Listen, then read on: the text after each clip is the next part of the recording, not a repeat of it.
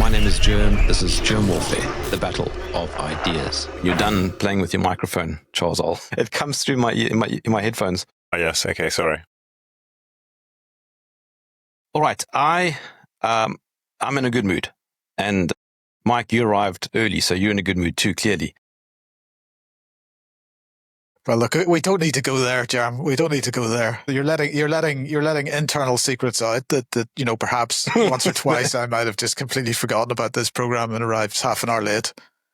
But I want to focus today just on solutions. So something that comes up often in conversation around me, because people often ask me what I do, and I've never been able to accurately answer that question. And one of the things that I do end up talking about is solving problems around us, because that's a counter response to a lot of the sort of negative nature of the work that we do. And just this week, in fact, my wife was at our neighbors again in our little estate. I'm giving them vegetables that she had grown in our garden, completely organic, no chemicals. And we don't have a very big garden. And I want to point out that Jim Gale said a few weeks ago, because people often criticize him for talking on a mega scale, because that's the kind of work that he does. But you can actually apply that principle even in a very small environment. We don't have much in the way of garden space, but we certainly have enough to grow vegetables and share them with our community. And I think that is a really great start to actually living by the words that we speak on this program.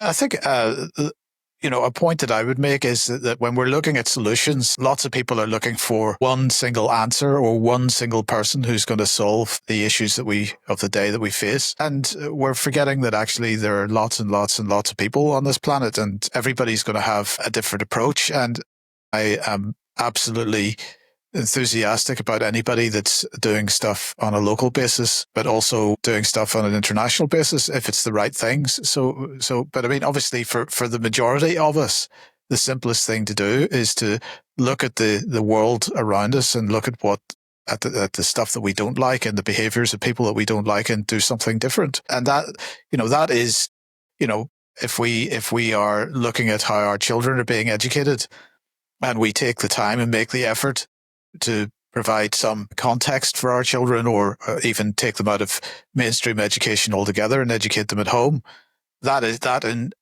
of itself is an act of resistance. Growing vegetables is an act of resistance because we're discouraged from doing that, so long as it's done in the right way. Obviously, if we use the same chemicals that are done on an industrial scale, then what's the point? So, there's a million things that we can all do to resist what we don't like in the world, and starting locally is the best place to start, because that's the thing that you can do the easiest. A guy that I know had lunch with a few days ago, and he said to me, when he goes to our local farms to buy wine and whatever else, the first thing he asks them is if they accept cash.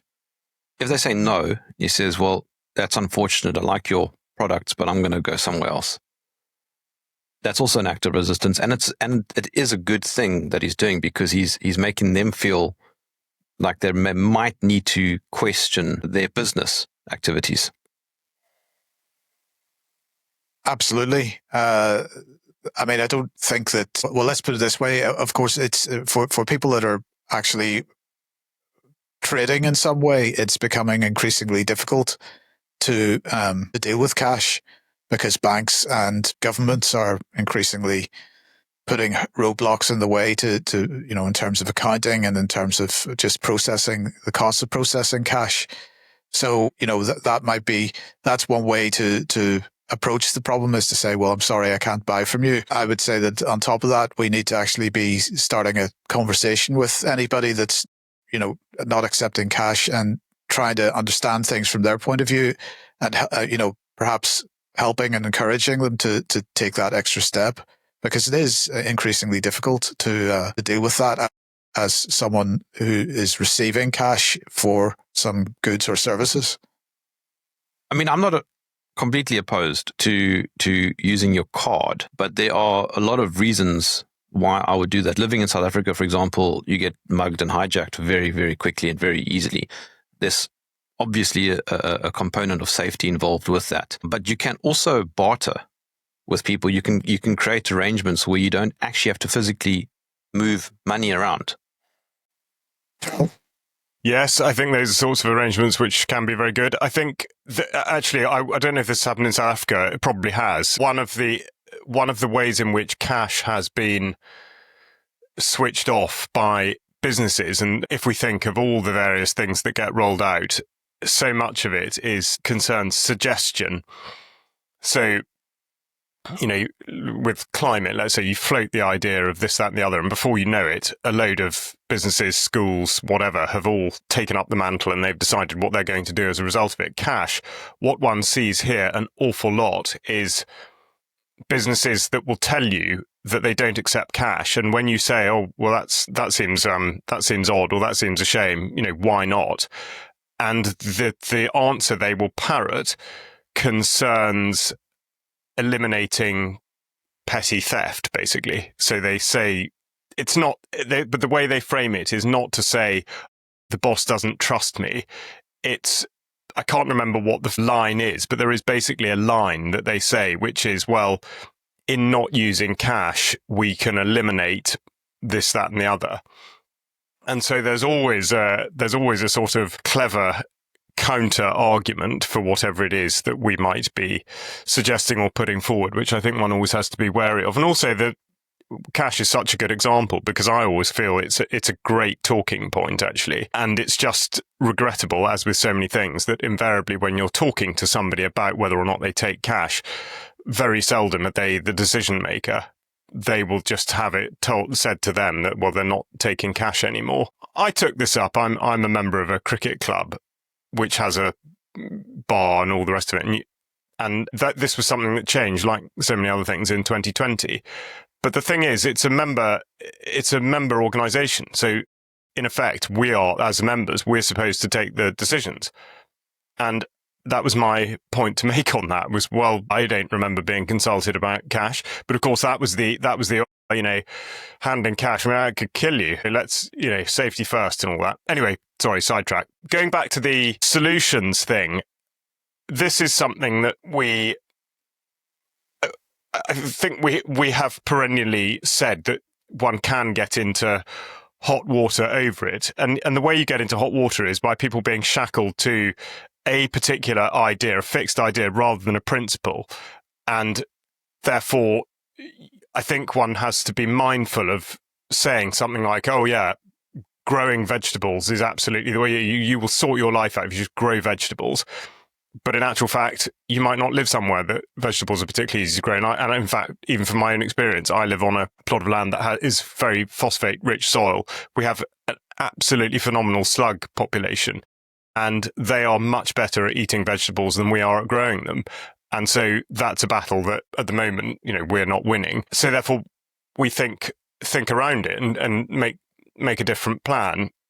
And I think really the way in which I would look at this is you just have to concentrate on what it is that you want to achieve. And I think there can be quite a degree of agreement on that. So let's say what we don't want to do is to perpetuate the reign of control and destruction that industrialized farming and the corporate manifestation of such, what that results in, which is a very poor trading environment for both the producer and the purchaser. It's a very bad outcome for the land. There's a high waste percentage, all those negatives. So we want to avoid that. And then you start to think about how you can avoid that. Now, the most simple answer could be, right, well, I will grow my own food. But is that necessarily the most sensible or the easiest thing to do, or indeed the immediate first step? So that's why when you've just said barter or whatever, yes, I think there are absolutely loads of different ways to skin that particular cat. And I think that's where people need to start is with the principles. And this is what I always find a terrific irony, is that there is, I think, And I don't mean this in a damning sense, and I'm sorry if anybody thinks I'm in effect sort of pointing the finger at them, but I think I am just pointing out what I think is an inconsistency. I think that within the United Kingdom, there are a lot of people who consider themselves to be part of a resistance to a system or the system, who still procure a lot of what they consume from all the sorts of entities that are pursuing the very outcomes that they say they are opposed to.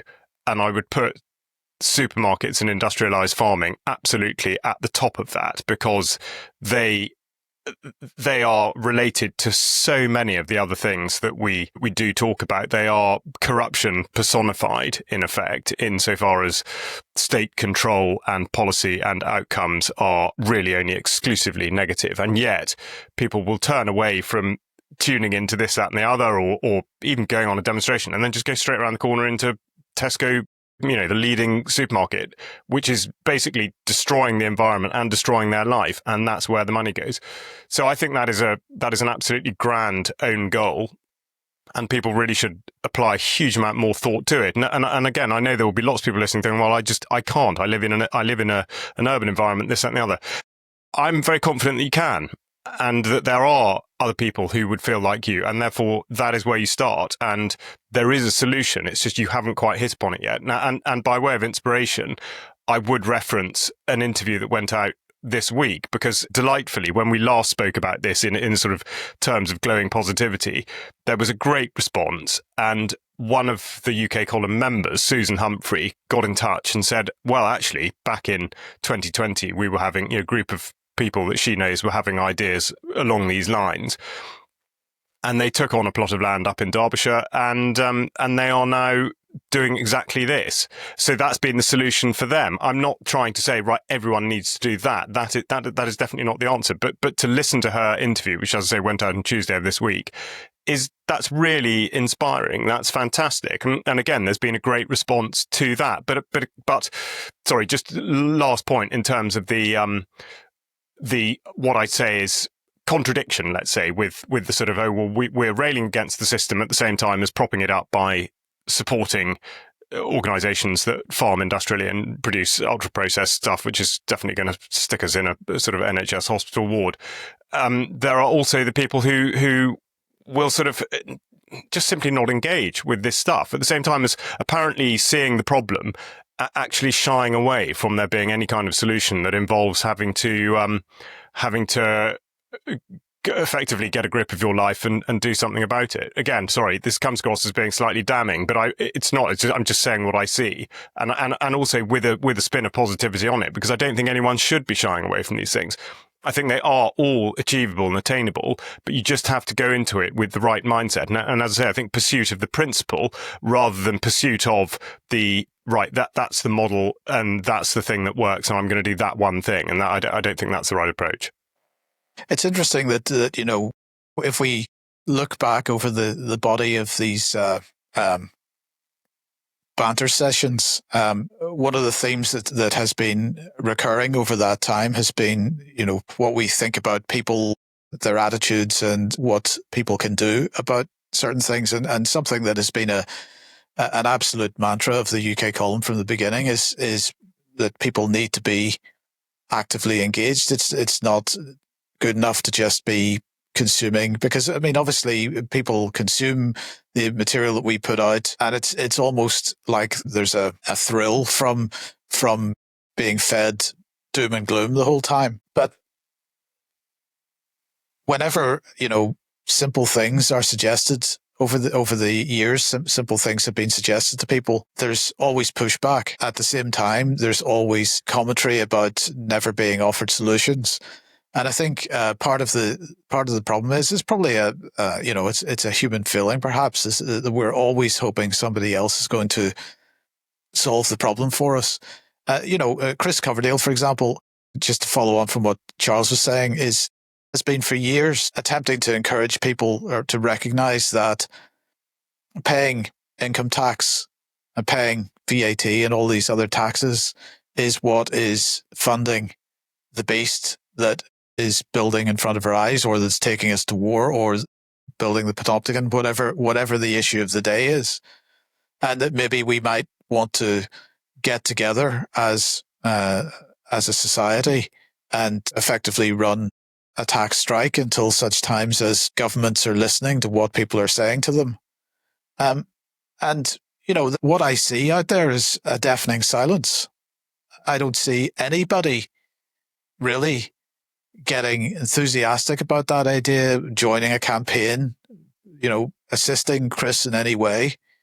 And people, we all can't have it both ways. We can't say, well, we're fed fear porn and doom all the time from whichever media organization happens to be, whether it's mainstream or alternative or whatever it is, and they never offer solutions, when the solutions are offered and the solutions are promoted on our platform, on other people's platforms, but they're not taken up.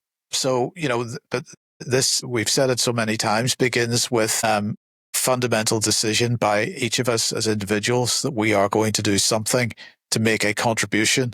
And of course, our personal individual contribution isn't going to solve anything in and of itself, but it does contribute, and that contribution does make a difference, particularly if we're helping other people make their contribution as well. So the solutions are out there, I would say, Jerm, and we have over the years been offering those. It's really up to each of us to decide whether we're going to become active or not. I think it was, what was his name? Milton Friedman, I think, who once spoke about actually the virtues of selfishness. And he went on to explain, because your immediate reaction is like, whoa. But what he was arguing is that when you do something like growing vegetables in your garden, you're actually ultimately doing it for you and your family.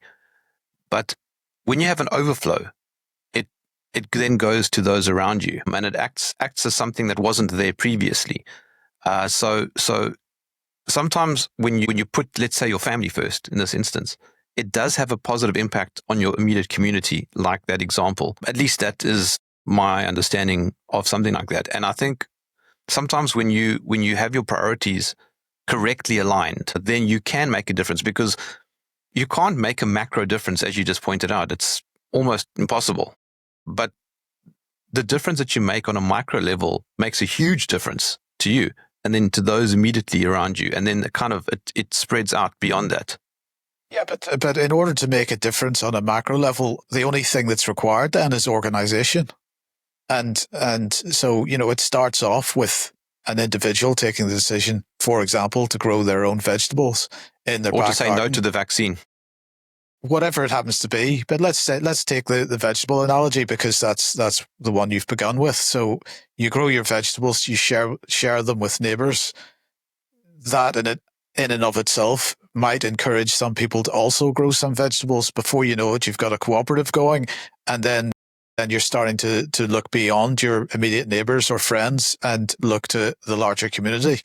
And maybe you can encourage other people to do very similar things. I would strongly argue that the aim should never be to create some kind of national organization. I mentioned this before in this program, that the fact that Ian Crane, when he was running the anti-fracking campaign, was absolutely determined there would be no national organization coordinating that. Yes, local campaign groups would work together with other local campaign groups, and that helped to scale the thing up. But there was never any sort of national committee with a national chairman or any of that kind of nonsense, because he felt very strongly, and I completely agreed with him, that once you start building national organizations of that type, you are then immediately in a position to be taken over, and the direction of the whole thing changed. And of course, the other benefit to doing things on a local level is that a small group of people are much more likely to be able to maintain a direction of travel, and that group will work with other groups that have aligned values and aligned intentions.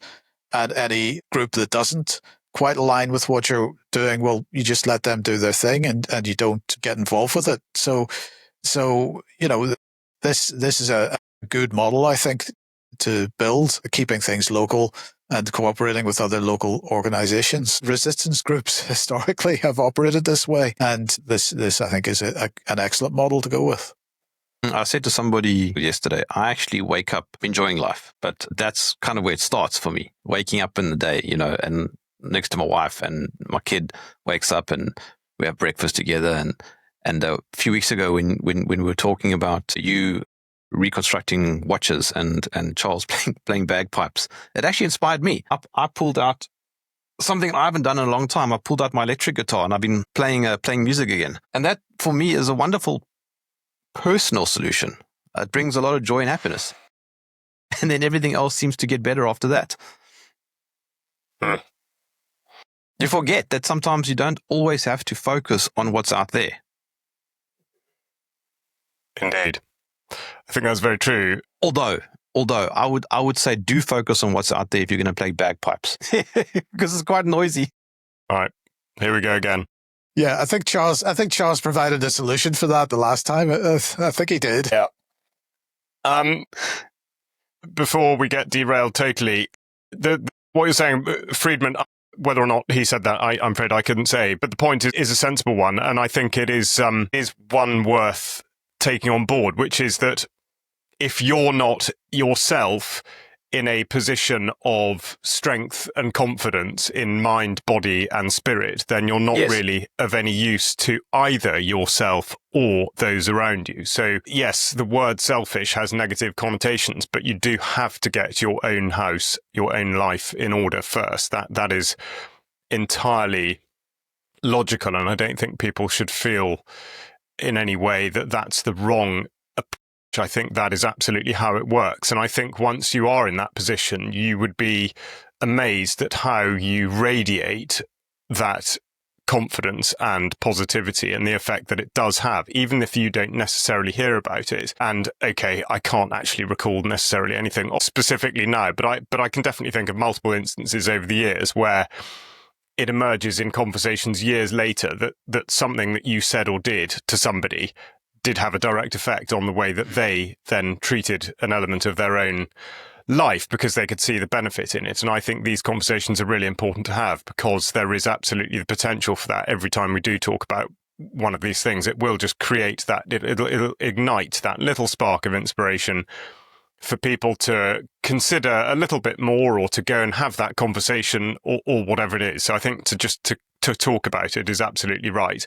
But also, sorry, just to go back to it, and I know I am a broken record on this, but necessarily so. Of course, the other element about the contradiction of supporting industrialized farming and corporate food is that you are weakening yourself. You're not being given healthy, nutritious food, and you are weakening your body and your mind. You are putting yourself in exactly the position that they want you to be in because you are compromising in every respect. So I think that's another point worth making. In terms of the joy, and I don't think he'll mind me saying this, but I will just, I think about this on a relatively regular basis. We've talked quite a bit about Angus McIntosh, a fellow South African, and indeed somebody I've known, albeit sort of on and off for decades, and a good friend of mine. Well, exactly, which is why I reference him. So anyone that hasn't picked up on our many references to Angus and what he does in his sort of farming enterprises should go back and look through the interviews that Jerm has done, the interview that I did with him a while back, and look at what he does and the positivity he injects into life. Anyway, back in the 90s, when staying with his family, I will never forget early evening on the place that, by the way, they built themselves with their own hands. They fired their own bricks. I mean, honestly, the inspiration it was just phenomenal. Anyway, I'll never forget his father sort of poking about on the braai, and in his pair of very short shorts, for which again, much inspiration there. He just jumped up in the air and said, "Yippee! It's good to be alive." And I just thought, wow, that is so cool. And the friend I was with, the other Brit who I was sort of travelling with at the time, we have, over the years since, we have said that to each other so many times. It's not true. And there was nothing synthetic or contrived about that. It was absolutely sincere. And it was amazing to watch somebody be motivated to sort of do that. And I again, okay, it might seem like a sort of trivial point to make, but I think we have to try and keep this at the front of our mind. I mean, life is great, and you really do have to remind yourself of that and why all these things are worth pursuing, because otherwise, what is the point? Anyway, so that was just a little anecdote that sort of fits in with what we're doing and talking about these days. I went to visit him recently on his farm, and he was standing in a barrel of grapes, pressing them. He never wears shoes, and he is a strong believer in being connected to the ground as much as possible. I've never seen him wear shoes. I don't think I've ever seen him wear shoes, other than perhaps when he's driven to the airport or something. In every normal circumstance, he's barefoot. And he is always, always happy. He just enjoys life so much. And it's very infectious. I'll tell you that much, Charles. Yeah. Yeah. No, well, I would agree with him on the no shoe front. That for my money, we've moved into that in the last couple of weeks in the United Kingdom. I would think I might challenge Angus slightly to do the no shoes through winter here. It's I have to say. But just a question though, in the UK, do people wear shoes indoors? Something I noticed when I was in China, that they take off their shoes, and we've been trying it here. It's difficult to ask people to take off their shoes if they're not used to it, but it's something that we don't wear shoes in our house. No, nor do we. It's funny. No, I think as a rule, I would say in most British homes, I think people probably don't take their shoes off. I guess it slightly depends where you live as to what you're going to have brought in with you. But I think it's something that I've picked up from other cultures. Yeah, to me, for years actually, it's been totally normal to take shoes off. But I don't know. I have to say, in our house, shoes get taken off, and because there's 3 women, 2 daughters. The pile of shoes reaches the ceiling. It's very annoying. If we're looking for solutions, somebody needs to give me a solution to that problem. But there's no cupboard big enough. Well, it does keep your house cleaner if everybody's barefoot, or at least in socks. Well, I suppose it depends. If you're if you're somewhere where, I mean, it's just common sense, but somewhere dry and without sort of massive sand or dust or whatever, and you're not going to be constantly tramping stuff in and out of the house. Yeah, okay, it makes sense to have your shoes on.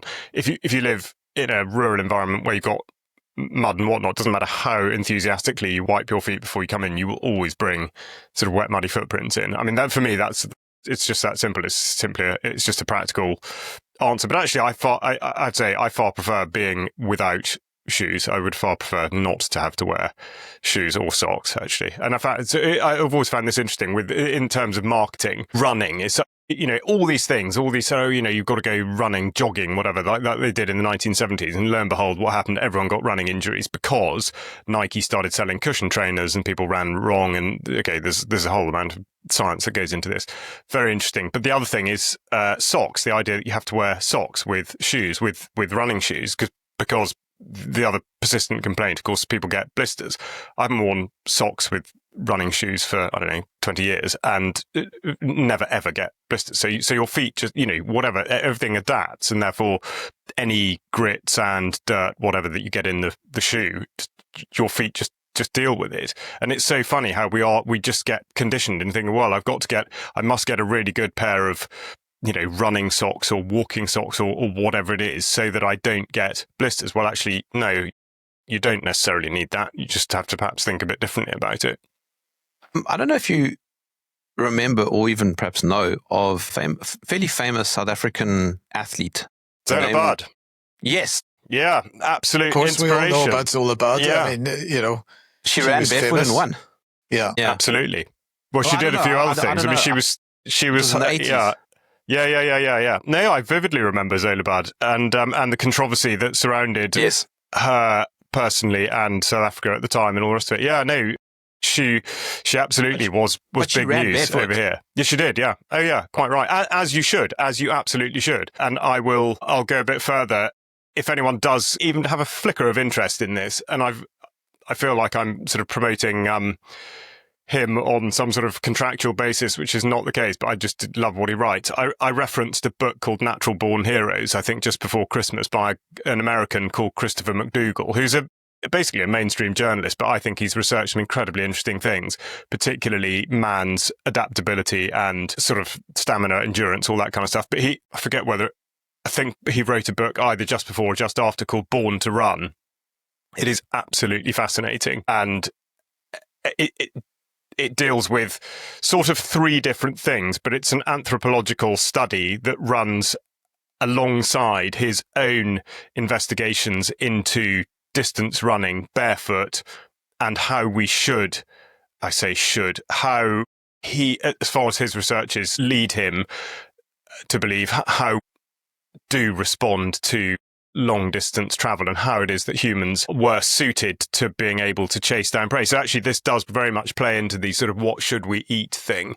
And are we supposed to be eating grains or are we supposed to be eating animal products and all that kind of thing? It's absolutely brilliantly written. Where do you lean? Well, I go, but yes, okay.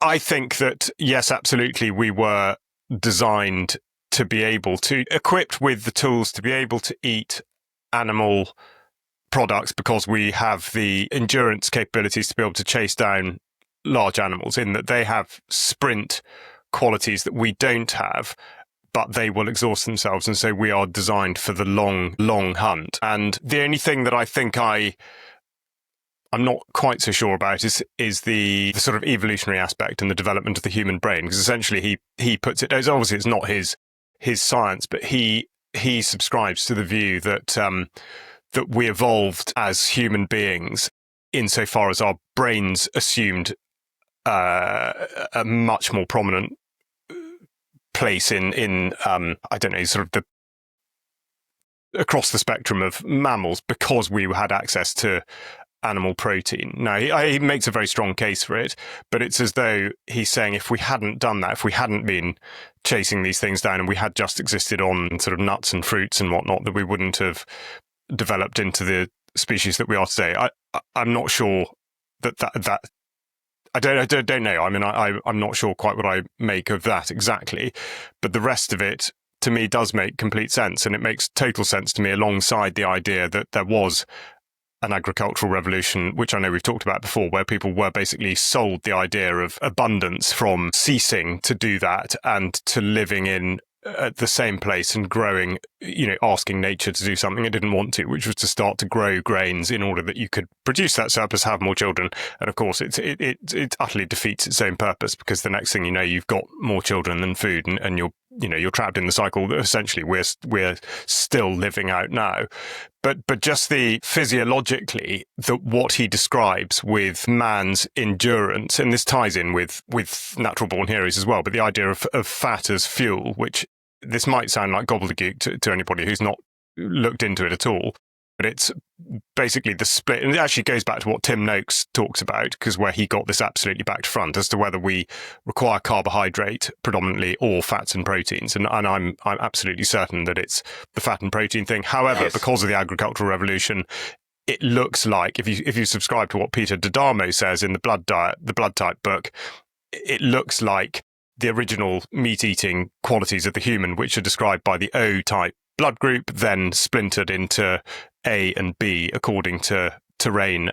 When I say terrain, I mean where in the world they were and what was available. And that's where we see weightings towards either grains or dairy. So yeah, really potted version, but it is blinking interesting. And it does absolutely go back to the why on earth would you eat stuff out of a supermarket when you know it's been ultra processed and sprayed in goodness knows what? It just doesn't make any sense.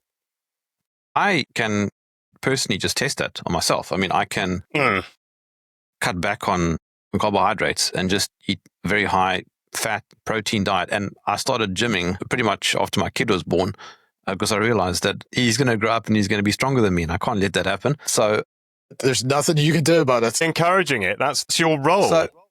So I built a gym at my house, which also, by the way, is a solution. This is another solution. Rather than sitting and doom scrolling on my phone, I am lifting weights in my gym, a few times a week, and it doesn't take up a lot of time if you do it right. But my point was, you can test yourself. You can eat stuff out of a box, and you can see how you do with the weights, or you can eat whole food, and you can see how you progress. You can test it. You don't even have to look at the theory. And it's as clear as day for me which direction I lean to, and it's the same direction as you. Well, I mean, I always remember growing up, saying it because kids' programs inevitably would have stuff about, world's strongest man and this kind of thing. And they always talked about the quantity and types of food that they were eating. And they weren't eating stuff out of packets. They were eating, steaks and eggs and high protein, high fat. That's what they were doing, and that's what was necessary for them to lift the kinds of weights that they were lifting for these kinds of competitions. And I mean, thanks to people like Tim, our child doesn't eat breakfast cereals, for example. I mean, he was involved in that lawsuit a few years ago, which he won, thankfully, where he was making the argument that kids should be eating proper food also. I don't know if you get this in the UK. We call it wheat picks or Weetabix or something like that. It's like a. Do you also get it? It's like this little rectangular Weetabix. It's called here. Yeah. They've all got their own variant, but the brand is Weetabix. Yeah. So I grew up eating this, and we all thought that this was healthy. This was better than cornflakes or whatever Kellogg's puts out. No. You were told this was better. Yeah. For classic false binary. Yeah, exactly. It doesn't need to be the case. This morning, our little guy was eating sausage and an egg. No cereals, nothing from a box. And he's never been sick. Yeah. That's it. I think the other thing, which I do find interesting, and I wasn't there, so can we be entirely certain about this? I believe we can. What fascinates me, is how many, going back to the world's strongest man and whatnot, how many feats of strength and endurance were carried out 100, 150 years ago or more that either no one's really matched to date, or people find it very hard to. You'd think we're always given the idea, particularly when, say, you chart the sort of the record for the 100-meter sprint or whatever, that we are constantly progressing. But in actual fact, specifically with strength, that doesn't really appear to be the case. There are a lot of records of it was a different system then, but particularly lifting stuff, whether it was a car or the chap I'm thinking of actually is the pretty sure he's called Angus McCaskill.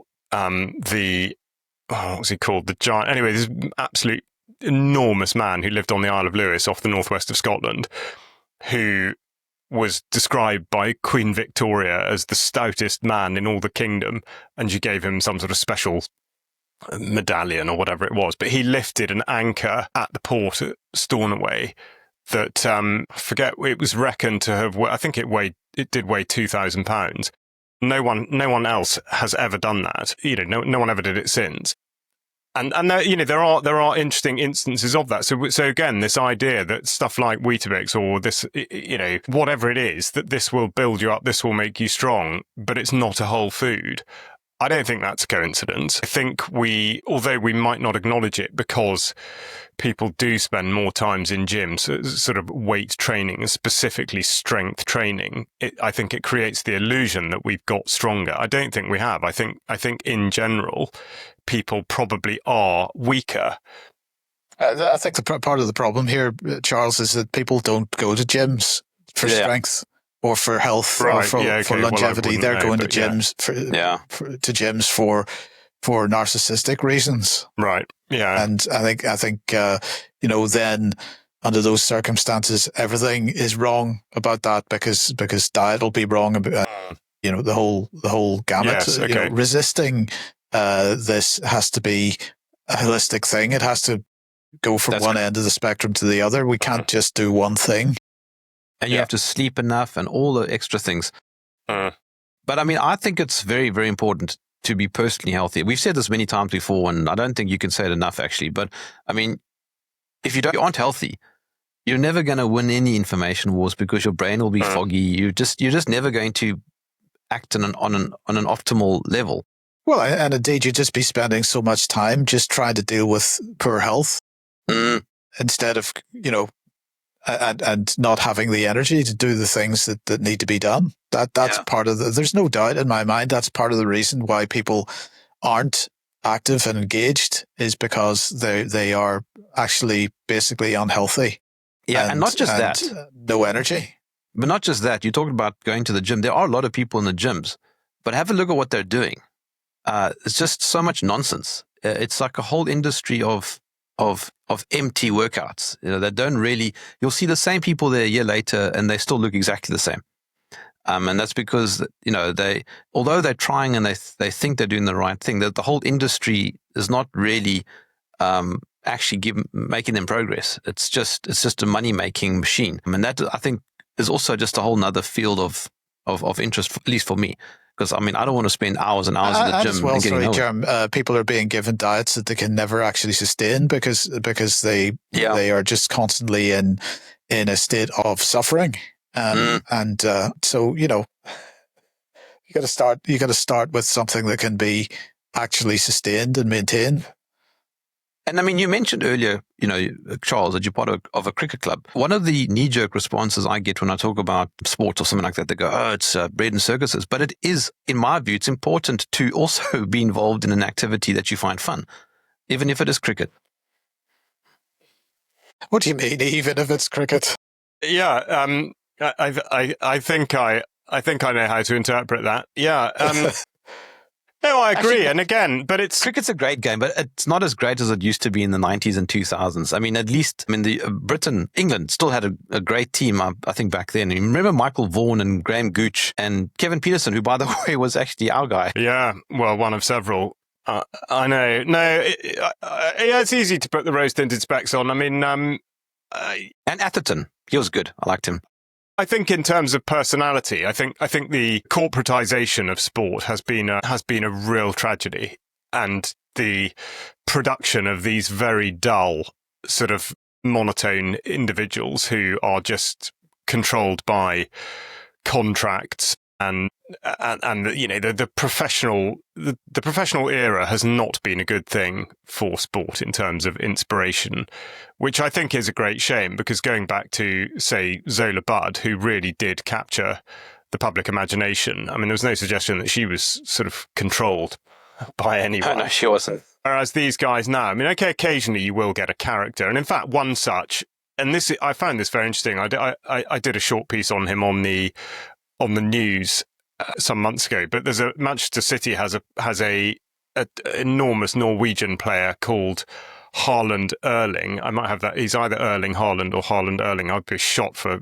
getting that wrong by presumably anyone that actually follows football. But the interesting thing about him is that he is absolutely all over what we're talking about. He only eats meat and drinks raw milk, and he goes out from wherever he lives in or near Manchester to a tiny organic farm and stocks up on his stuff. But the thing is, because he's, whatever he is, mid-20s and the most prolific goal scorer for both his country and his club, everyone thinks he's amazing. And therefore, young people are absolutely being influenced by him. And that's a real danger for the establishment, because the narrative over here is that raw milk is dangerous in a way that nobody's ever really satisfactorily been able to evidence. And there he is, absolutely making sure that people are in no doubt that he gets it and that he treats his body with the respect it deserves, and that he will only put certain things into it because he knows he needs to perform at a high level, but also he just wants to be happy and healthy. And that's massive. So but he is absolutely an exception in that he's a personality. Now, this could be a bit harsh. I would say it's no coincidence that he's not British. But then again, how would I know? I'm very out of touch with it. But no, I agree. And I think there was a sort of golden age, even if it wasn't necessarily represented by results on the field. But there was a golden age for English cricket where the guys playing were real characters. But that was because they were not, they weren't professionals. They had a lot of them had other careers. They had other things they did in life. And I think that's really important, that we do exactly what we're talking about. We do all do other stuff. Biased because he was a Gloucestershire player, but Jack Russell, the long-time England wicketkeeper, absolutely brilliant artist. And he kept up, whilst he was playing, he was painting. And they all did other stuff. They were interesting people. And that made for it being an interesting game and an interesting outlet. And I'm not just banging the drum for cricket. It doesn't matter what it is. But yes, if you can do something that you feel genuinely sort of enriches the soul, then why not? I think the why not now is because a lot of these games, sadly, have become corporate battlegrounds, and look at all these programs that particularly are aimed at children and all the other things that get brought into it. So you've got this, that and the other thing going on for young communities, but actually the message that they're trying to put across will always be muddled in with something else. It's not just about joy through sport. It's sport plus something else, and that is absolutely not right. So I think one really does have to discern if you're looking at it for either yourself or anyone younger. That's a good observation. I wonder if the corporatization of sport has deteriorated the quality of sport. I don't know if it's intrinsically bad to be paid to be a sportsman, if you love it. But I remember during the apartheid years in South African rugby, and now South African rugby is obviously a big deal. And I don't know if you remember players like Nas Botha. Yeah. Now, during his era, a lot of the players, because the world was sanctioning us, we couldn't really compete anyway. The players weren't actually being paid salaries. They were playing for the love of it, and they were representing the Springboks for the love of it rather than getting paid. They still had day jobs. Now, obviously, all changed, but I can't decide if it is necessarily a bad thing to corporatize sport. Maybe it is. I don't know. I think football has absolutely taken it to a level that is totally undesirable, because once you have footballers earning more in a day than people are earning in 10 years, then I might be exaggerating that slightly, but it's that's not rational, that kind of thing. And so Charles has cited one individual in a player market which is obscene, and most of them behave obscenely as a result. So once you've got that level of big money, and it definitely changes. And I don't think I think that okay, the corporate side of it is unpleasant. It's unpleasant. The players are clearly benefiting immensely because of the salaries that they earn, but equally there's constant complaints about the number of games they got to play and the injuries that they receive because they're effectively overplaying.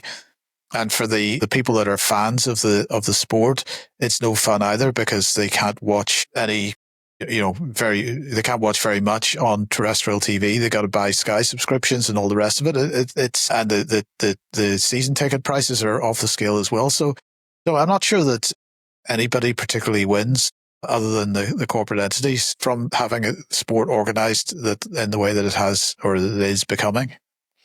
Maybe it's a good thing though, because we really shouldn't be supporting a lot of this mega corporatization of stuff through subscriptions. And I don't think anybody should be paying to watch Netflix, for example. So it might be a good thing if it's corporatized, because then you can push back and go, well, I'm not going to do that. I'm actually going to do something. Yeah, but people don't push back. This is part of the problem. I think it's sad. You haven't got a TV, Charles.